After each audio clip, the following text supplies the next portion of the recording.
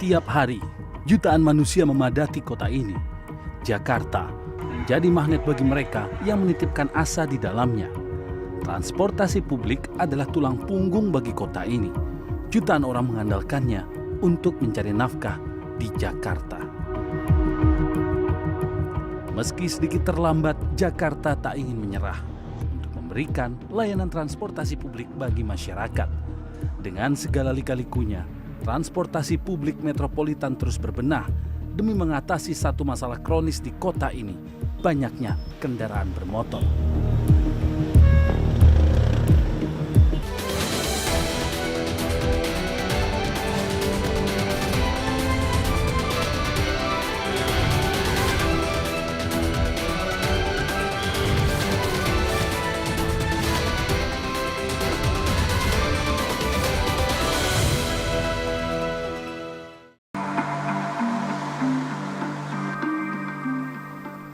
Badan Pusat Statistik mencatat pada 2022, Jakarta dihuni lebih dari 10 juta jiwa. Angka ini bisa meningkat 2% pada siang hari ketika warga dari kota satelit hilir mudik di Jakarta untuk mengais rupiah. Kondisi ini membuat jalan-jalan di ibu kota dipadati kendaraan dan kemacetan lalu lintas pun tak terhindarkan. Badan Pusat Statistik juga mencatat lebih dari 26 juta kendaraan bermotor memadati Jakarta setiap hari. Dari jumlah itu, hampir 65% diantaranya adalah sepeda motor. Sisanya kendaraan pribadi roda 4 dan moda transportasi lainnya. Pemerintah menilai warga Jabodetabek saat ini membutuhkan moda transportasi yang praktis untuk kebutuhan sehari-hari.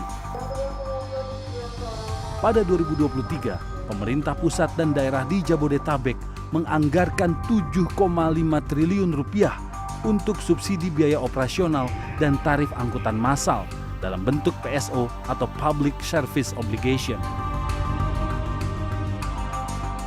Jadi kalau kita tidak berikan subsidi, sudah jelas angkanya akan berkali lipat lebih besar daripada yang kita bayar sekarang. Dan apakah itu membuat masyarakat mau beralih? Saya rasa tidak, karena terlalu mahal. Oke.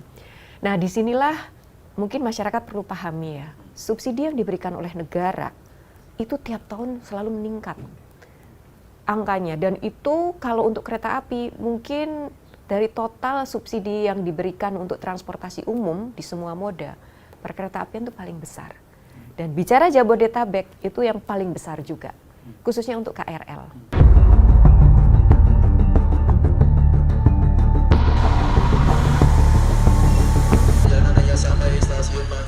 Jauh sebelum moda transportasi di Jabodetabek berkembang menjadi seperti sekarang, beragam moda transportasi publik menghiasi kota ini, seperti bus kota, angkutan kota atau angkot, dan kereta rel listrik atau kereta komuter Jabodetabek. Setelah perombakan besar-besaran pada 2011 hingga 2012, kereta rel listrik atau komuter line bertahan sebagai sarana transportasi andalan warga di daerah-daerah penyangga. Bisa dibilang KRL menjadi tulang punggung angkutan massal di wilayah Jabodetabek. Dengan tarif yang relatif murah dan jalur yang menjangkau banyak wilayah, setiap hari KRL menjadi rebutan warga. Beberapa waktu lalu stasiun Sudirman menjadi sorotan akibat terjadinya penumpukan penumpang di peron stasiun. Hal itu terjadi karena banyaknya integrasi moda transportasi yang terjadi di stasiun ini. Terlebih, sejauh ini KRL Jabodetabek adalah salah satu moda transportasi yang paling diminati oleh masyarakat Jakarta dan sekitarnya. Pada 2022, jumlah perjalanan kereta rel listrik di Jabodetabek telah mencapai lebih dari 1.000 perjalanan per hari. Tak hanya melayani Jakarta Bogor, KRL Jabodetabek saat ini menjangkau daerah-daerah penyangga ibu kota lainnya, yaitu Bekasi, Cikarang, Rangkas Bitung, dan Tangerang.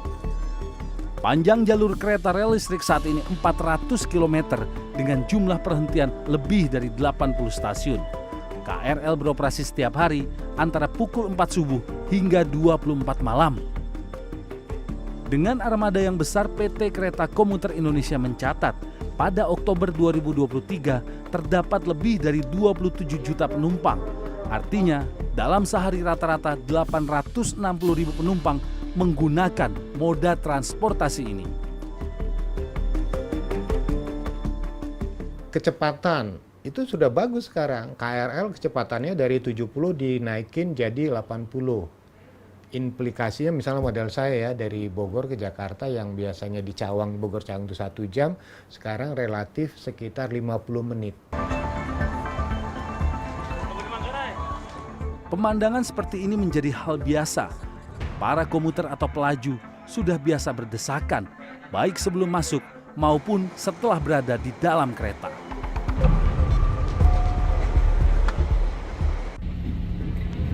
Di dalam gerbong kalau lagi situasi seperti ini, saya nyoba dari stasiun Sudirman menuju stasiun Manggarai. Udah nggak ada ruang bergerak. Ini sekarang saya lagi mau siap-siap buat turun.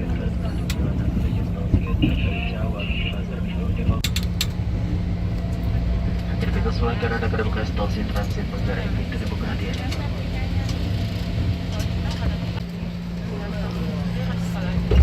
Oke, saya turun. Yes.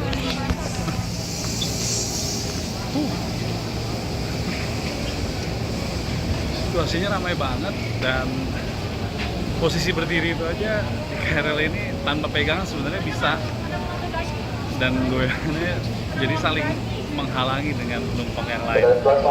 Dan ini posisinya stasiun Manggarai. Jadi kalau membicarakan mengenai KRL Jabodetabek rasanya memang tidak lengkap ketika kita tidak membicarakan stasiun Manggarai, di mana disinilah epicentrum transit aktivitas KRL yang menyambungkan atau mengkoneksikan wilayah Jakarta, Bogor, Depok, Tangerang, dan juga Bekasi.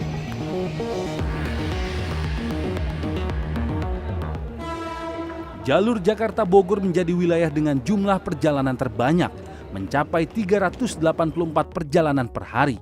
Untuk menempuh jalur ini, dari stasiun pertama hingga terakhir, penumpang memerlukan waktu 60 menit saja. Sejak 2022, PT KAI Komuter menggunakan stasiun Manggarai sebagai lokasi transit utama untuk perjalanan KRL menuju Cikarang, Bekasi, dan Bogor dari pusat kota Jakarta. Beginilah wajah nyata transportasi massal ini. Kenyamanan jelas sulit didapat saat menumpang KRL pada jam-jam sibuk. Meski begitu, KRL tak pernah kehilangan penumpang setianya. Paling lebih hati-hati aja kalau misalkan dalam kondisi penuh kan, entah dari takutnya kan Kejahatan. ya selain kejahatan, kita kan mepet sama perempuan juga, takut kita nggak ada niat apa tapi dalam keadaan mepet salah kita, paham ya gitu. itu sama paling HP, dompet gitu aja sih. Kalau saya sih kayak udah ada patokannya gitu, kayak di sini tuh pintunya, terus nanti kayak jadi nanti kalau sebelum kereta datang udah diri di tempat itu, jadi nanti kalau kereta datang langsung masuk aja gitu. Jelip-jelip. Langsung nyelip.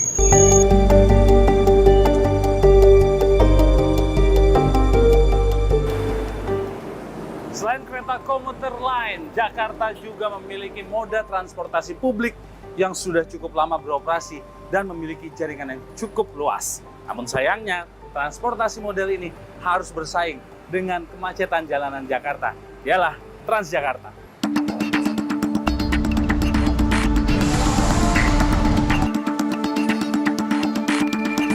Saya mencoba salah satu koridor bus Transjakarta. Perjalanan saya mulai dari halte bus Cawang menuju halte bus Tegal Parang di Jakarta Selatan. Perjalanan sepanjang kurang lebih 6 km terasa begitu lama. Karena di koridor 9 terdapat beberapa persimpangan. Bus juga harus berkutat dengan kemacetan jalan.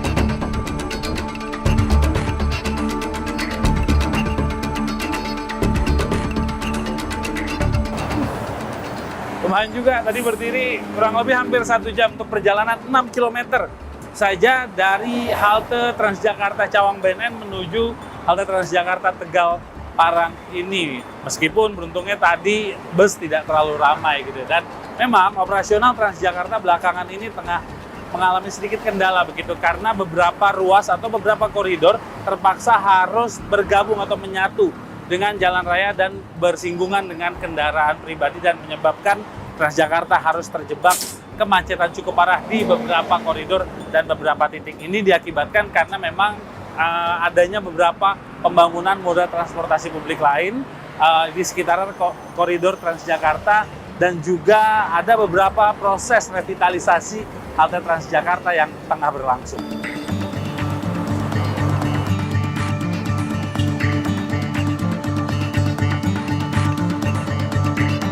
Namun untuk beberapa koridor seperti koridor 13 dan koridor 1, kemacetan bukan halangan.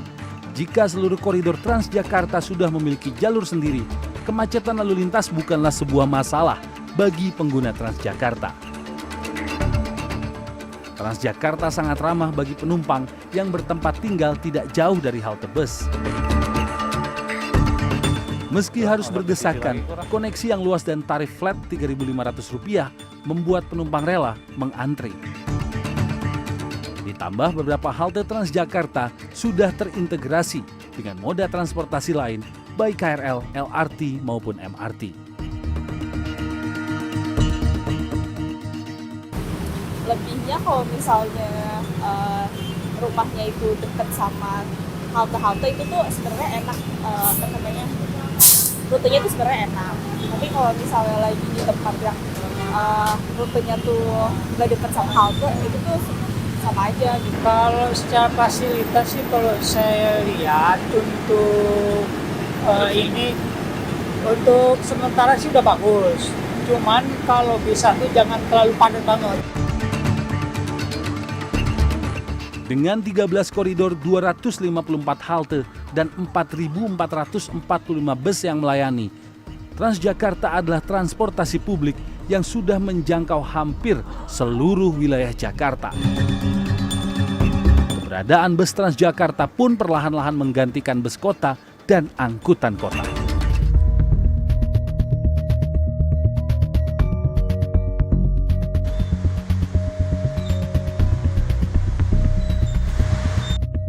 Dua jenis moda transportasi publik yang bertahan selama puluhan tahun ini nyatanya belum bisa menjawab kebutuhan transportasi masyarakat yang nyaman dan efisien. Tetapi bagi masyarakat yang mengandalkan moda transportasi publik yang murah, kenyamanan bisa dinomorduakan. Yang penting bisa sampai ke tempat tujuan dengan ongkos yang murah.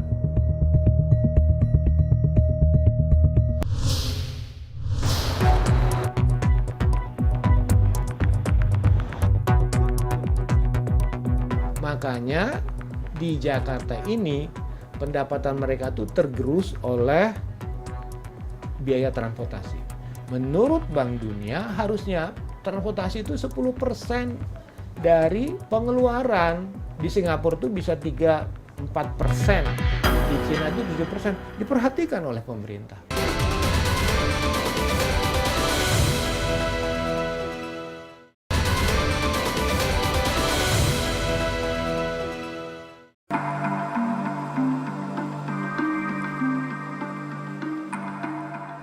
Untuk menunjang mobilitas warga kota metropolitan seperti Jakarta, transportasi publik seharusnya menjadi tulang punggung.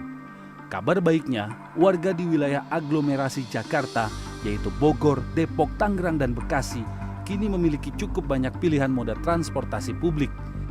Salah satunya adalah lintas raya terpadu, yang akrab dikenal sebagai LRT Jabodebek.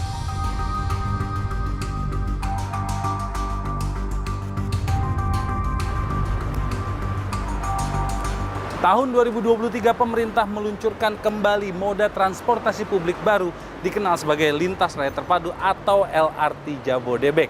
Keberadaan LRT digadang-gadang akan menjadi andalan masyarakat Jabodebek untuk menggunakan transportasi publik. LRT juga diharapkan akan mampu mengurangi penggunaan kendaraan pribadi oleh masyarakat Jabodebek untuk kegiatan sehari-hari.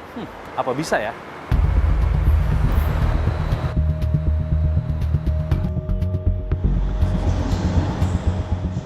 Diresmikan pada 28 Agustus 2023, LRT Jabodebek diproyeksikan pemerintah sebagai moda transportasi publik andalan baru. Panjang jalurnya mencapai 42,1 km. dengan 2 stasiun awal, yakni di Jatimulya Bekasi dan Harjamukti Depok. Stasiun akhir adalah stasiun Duku Atas di Jakarta Pusat. Proyek senilai 32,6 triliun rupiah ini direncanakan memiliki 234 perjalanan per hari dan mampu mengangkut 137.000 penumpang. Waktu tunggu antar kereta di stasiun ditargetkan hanya 6 menit. Namun belum 2 bulan beroperasi, pada akhir Oktober 2023, PT KAI selaku pengelola LRT harus membatalkan 103 perjalanan dalam sehari karena 18 rangkaian kereta harus masuk bengkel. Hal ini membuat penumpang LRT harus menunggu lebih lama. Waktu tunggu antar kereta pada jam sibuk pagi dan sore hari menjadi 30 menit. Sementara di luar jam-jam sibuk, penumpang harus menunggu hampir 1 jam. Kondisi ini terjadi selama lebih dari 1 bulan, antara Oktober hingga November 2023. Nah, persoalannya kalau saya lihat ini masa uji coba sarannya masih kurang. Kita bandingkan MRT itu masa uji coba itu 1 tahun berarti ya.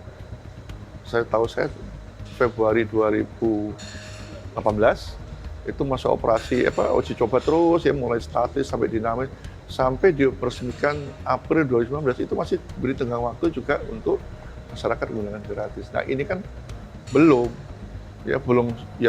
menurut saya launching kapan presiden silakan aja lah, mungkin dicari hari baik bulan baik ya enggak apa-apa. Tetapi ini juga masih masa uji coba.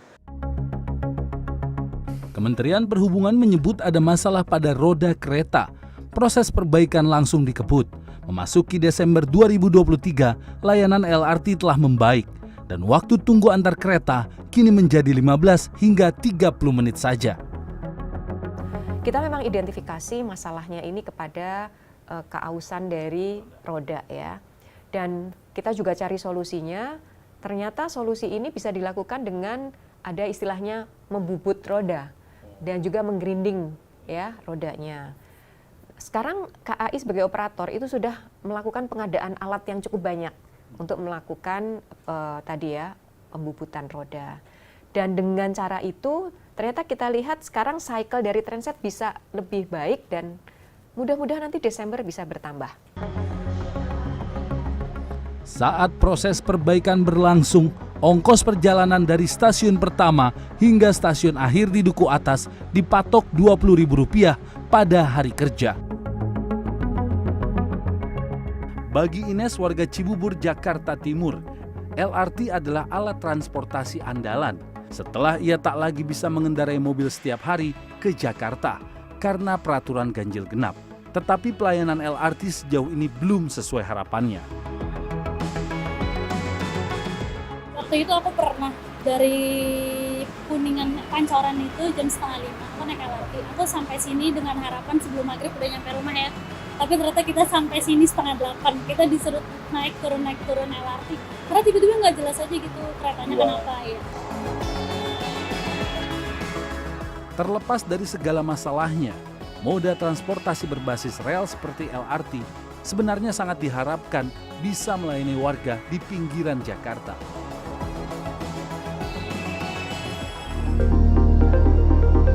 Layaknya transportasi berbasis rel, LRT sangat cocok untuk aktivitas warga di kota besar seperti Jakarta. Memiliki jalur sendiri, LRT dengan mudah melenggang membelah kemacetan Jakarta. Waktu perjalanan dari stasiun Harjamukti ke stasiun Duku Atas hampir 1,5 jam. Ini termasuk waktu tunggu kedatangan kereta di stasiun. Berbicara mengenai moda transportasi modern berbasis rel, sejak 2019, Jakarta memiliki moda raya terpadu atau MRT Jakarta. Angkutan massal ini memiliki panjang lintasan 16 km yang melayani penumpang dari Lebak Bulus, Jakarta Selatan hingga Bundaran HI di Jakarta Pusat.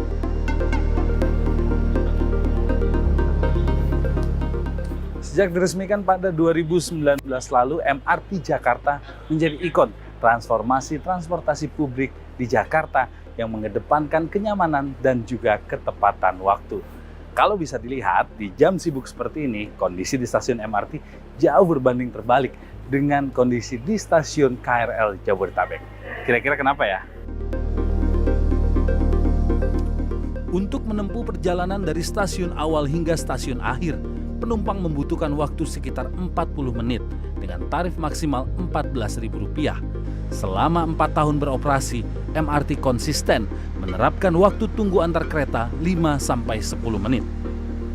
PT MRT Jakarta selaku pengelola mencatat pada 2022 terdapat 19,7 juta pengguna MRT. Itu berarti moda transportasi ini mengangkut lebih dari 52.000 penumpang per hari. Banyak warga menilai positif pelayanan MRT. Mereka yang berdomisili jauh dari stasiun MRT, seperti di Tangerang Selatan dan Depok, berharap moda transportasi ini memperluas jangkauannya. Kalau naik motor sih sekitar 30-40 menit lah. Biasanya naik apa? Kalau dari rumah bareng suami, jadi di drop di sini. Pulang juga di ketemuan janjiannya di sini kita. Kalau lagi nggak sempat bareng suami, biasanya milih naik apa? Kalau nggak ojol, ya tergantung sih. Kalau lagi macet ya naik ojol. Iya, lumayan sekitar 30 menit lah kalau naik mobil atau motor. Biasanya naik apa buat ke stasiun? Biasanya naik Gojek sih. Biasanya Ojek online ya? Iya, ojek online. Nggak naik feeder kayak angkutan umum atau bus gitu, ada nggak kalau dari rumah? Sebetulnya ada, cuman sayangnya nggak terlalu sering armadanya. Jadi ya bakal telat juga.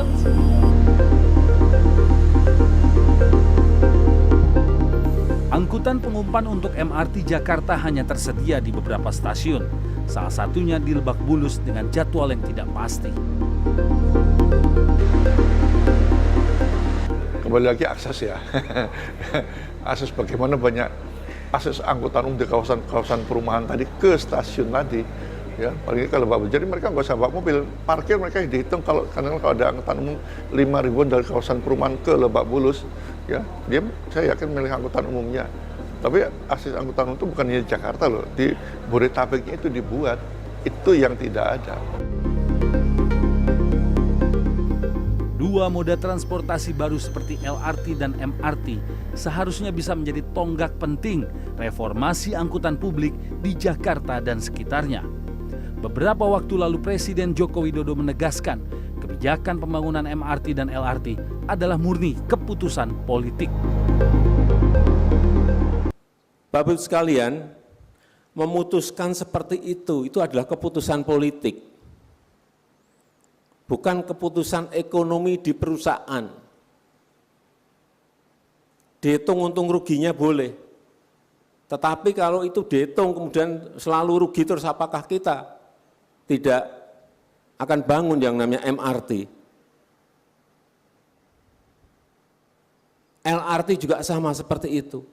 Hanya bagaimana menutup kerugian itu dari sebelah mana.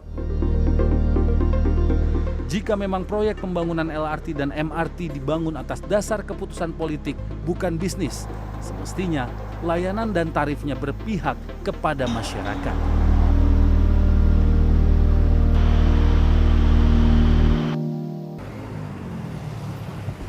Meski warga Jabodetabek kini sudah memiliki banyak pilihan transportasi publik, nyatanya keberadaan transportasi publik itu belum menjawab salah satu masalah kronis di kota ini, yaitu adalah kemacetan atau kepadatan kendaraan. Pagi, siang, atau bahkan malam hari, kendaraan pribadi baik roda 2 dan roda 4 masih mendominasi jalanan di Jakarta dan sekitarnya. Lantas, pembangunan transportasi massal secara besar-besaran apakah sudah menjawab kebutuhan transportasi publik bagi warga Jakarta dan sekitarnya?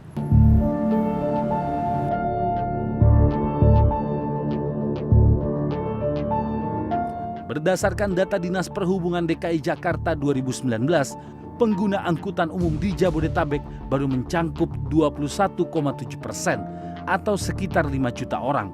Angka ini sudah termasuk pengguna ojek online yang mencapai lebih dari 1 juta pengguna. Meskipun pembangunan dan integrasi transportasi publik marak dilakukan belakangan, nyatanya hampir 80% mobilitas masih ditopang kendaraan pribadi. Lalu, apa yang salah dengan transportasi publik di Jakarta?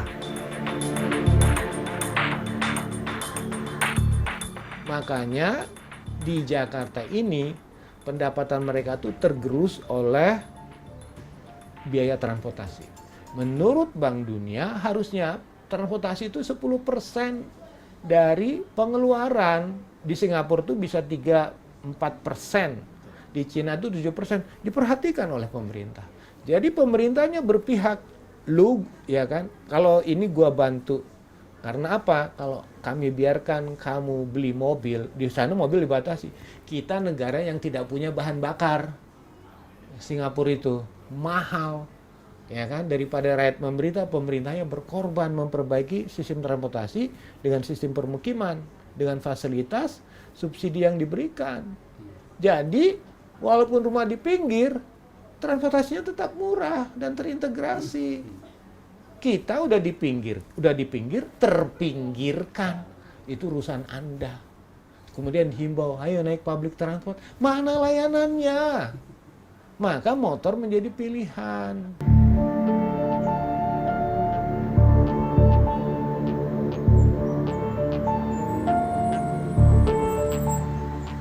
Belum adanya integrasi tarif dan layanan yang tidak menjangkau ke permukiman di kota-kota satelit membuat kendaraan pribadi, khususnya sepeda motor, masih menjadi andalan masyarakat. Pemerintah mengatakan 1 hingga 2 tahun lagi, integrasi tarif dan jangkauan layanan transportasi publik ke perumahan akan mulai dibahas secara intensif.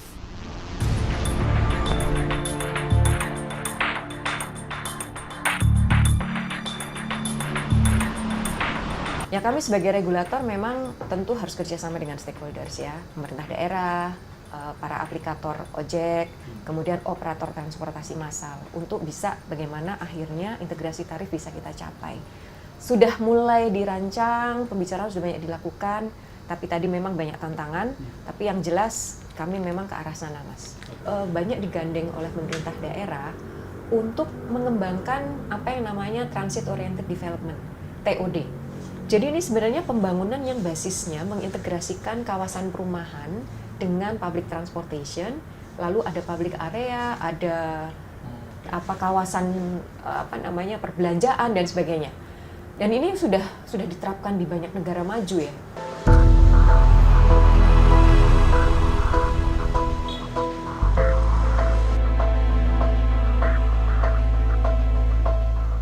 Tanpa integrasi tarif, warga Jakarta memang harus mengeluarkan ongkos lebih untuk menggunakan transportasi umum. Belum lagi masyarakat yang tempat tinggalnya cukup jauh dari stasiun atau halte transportasi massal. Biasanya warga perlu mengeluarkan ongkos ojek yang lebih mahal dibanding moda transportasi utamanya. Daripada pemerintah memberikan subsidi bagi sepeda motor listrik atau mobil-mobil yang ini, mendingan keberpihakan dulu nih.